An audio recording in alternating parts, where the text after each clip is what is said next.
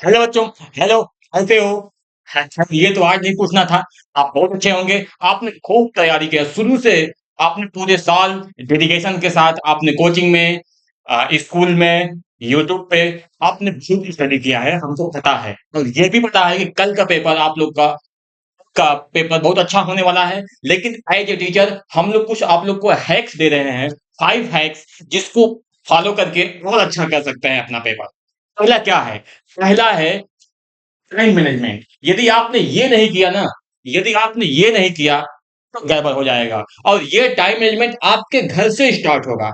आप कल 5 मिनट पहले निकलिएगा। जब हमेशा निकलते थे ना, उससे 5 मिनट पहले, क्योंकि जब आप 5 मिनट पहले पहुंचेंगे तो और हैप्पी होंगे। यदि आप लेट पहुंचे तो आपका पहले से ही प्रेशर बनेगा, जो कि पूरे एग्जाम में प्रेशर बना रहेगा। इसलिए बच्चे, पहले टाइम से पहुंचना, टाइम मैनेजमेंट। और जब आपको पेपर मिलेगा तो पहला ही सामना आपको होगा ऑब्जेक्टिव क्वेश्चन के।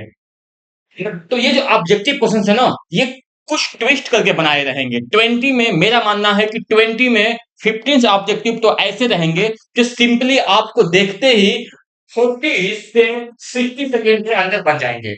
लेकिन 5 क्वेश्चंस रहेंगे ऐसे, मेरा गेस ये कह रहा है कि 5 क्वेश्चन रहेंगे जो आपको टाइम लेंगे।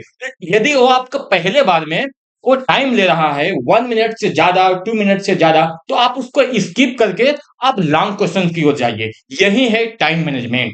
यही है टाइम मैनेजमेंट बच्चे। इसी को बोलते हैं टाइम मैनेजमेंट, कि आप उसको स्किप करिए। पहले राउंड में उस क्वेश्चन को करिए जिसमें सोचना कम है। पहले राउंड में उस क्वेश्चन जिसमें सोचना कम है, बस करते जाना है। इससे होगा क्या कि आप ये पाएंगे कि 80 नंबर में आप 60-65 नंबर के क्वेश्चन तो यूं ही कर लिए हैं जिसमें सोचना नहीं पड़ा है, और आप हैप्पी हो जाएंगे। मैं बार बार मैथ की बातें कर रहा हूं कि हैप्पी हैप्पी रहेंगे, मैथ का पेपर आपका अच्छा जाएगा। कभी कभी हम ऐसा करते हैं ना कि मैथ हमें सॉल्व करने की आदत होती है कि किसी क्वेश्चन को 10 मिनट घर पे सोच रहे हैं फॉर्मूला, वहां पे कोई नया मिलेगा तो आपको इतना टाइम नहीं देना है।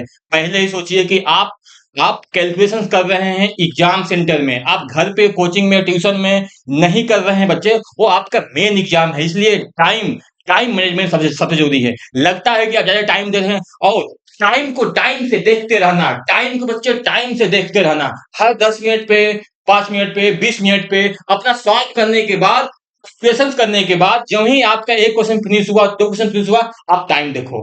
टाइम को देखना है, लेकिन उसको हेक्टिक नहीं बनाना है बच्चे। कभी कभी ऐसा होता है कि हम खो जाते हैं, ठीक है। टाइम मैनेजमेंट और हिम्मत।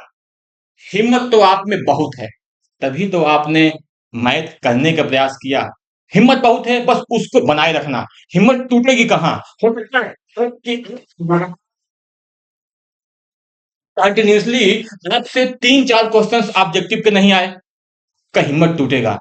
लेकिन उसको तोड़ना नहीं है, बना के रखना है। हो सकता है कि आपको सब्जेक्टिव जो है 3-4 मार्क्स के क्वेश्चंस और एक दो नहीं आए, आपको लगेगा हमको कुछ आता ही नहीं है। अरे चिल ब्रो, आगे क्वेश्चंस हैं जो आपका इंतजार कर रहे हैं, जो आपको भरपूर अंदाज में आ रहे हैं। जब आप उसको करो पहले, फिर क्या करना कि सेकेंड राउंड में आप वहां से आना। मैं कह रहा हूं कि टाइम, ये दोनों बहुत जरूरी है। प्रेजेंटेशन में मैथिंग तो उतना जरूरत नहीं होती प्रेजेंटेशन की, लेकिन यदि अच्छे से प्रेजेंट कर दिया तो क्या बोलते हैं, सोने पे सुहागा। है ना? सोने पे सुहागा इन द सेंस कि ने जैसे क्वेश्चन दिया है, आपने इक्वेशन लिख दिया, फर्स्ट सेकेंड प्लस कर दिया, इस तरह से लिख रहे हैं। फार्मूला जो उसमें पुट कर रहे हैं, आप उसको लिख रहे हैं, उसमें बॉक्स बना रहे हैं।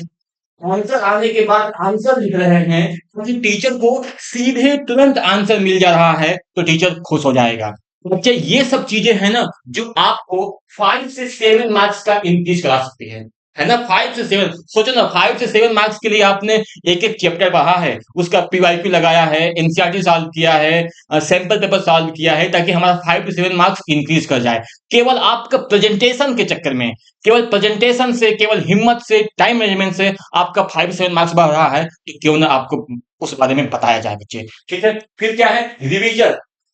10 मिनट पहले पेपर को फिनिश करना होगा। फिर से टाइम मैनेजमेंट की बातें आ गई। 10 मिनट आपको पेपर को पहले फिनिश करके रिवाइज करना पड़ेगा, ताकि जो क्वेश्चन छूट गया है, जिस किसी डायग्राम में कोई पॉइंट छूट गया है, कोई स्टेटमेंट छूट गया है लिखने के लिए, तो आपको लिखने के लिए टाइम बचे। इसलिए आपको रिवाइज करना पड़ेगा, और सॉल्यूशन जो स्किप किए हैं उसमें उस चीजों को, यही मेन 5 बातें थी जिसे हमें आपको बताना था और आपको स्ट्रिक्टली फॉलो भी करना है।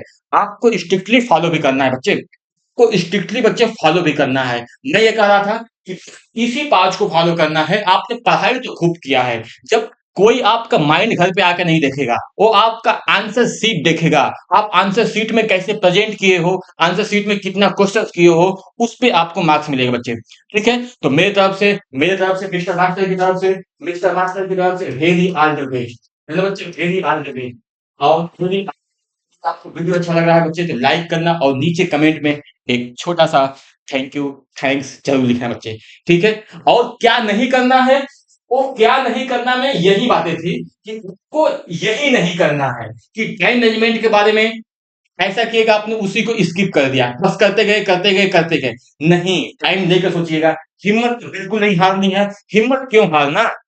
हिम्मत क्यों हारना? हिम्मत हारने से लॉस ही होने वाला है। लॉस ही होने वाला है बच्चे हिम्मत हारने से। तो हिम्मत क्यों हारना? फिर प्रेजेंटेशन सही से होना चाहिए। आपने चीज़ों को प्रेजेंट नहीं किया ना तो कट जाएगा मार्क्स। फिर रिवीजन भी बहुत ज़रूरी करना है। रिवीजन को भी नहीं कर सकते हैं। ठीक है? तो यही बातें थी बच्चे मेरी तरफ से फिर से once again very all the best. फिर मिलेंगे आपसे नेक्स्ट क्लास में। तब तक आप वीडियो को लाइक कर दीजिएगा और मेरी तरफ से फिर से वेरी ऑल द बेस्ट। आप जाइए और एग्जाम को तोड़-फोड़ के तहस-नहस करके 80 आउट ऑफ 80 लेकर आइए और मैथ्स का एनकाउंटर कर दीजिएगा। फिर से वेरी ऑल द बेस्ट।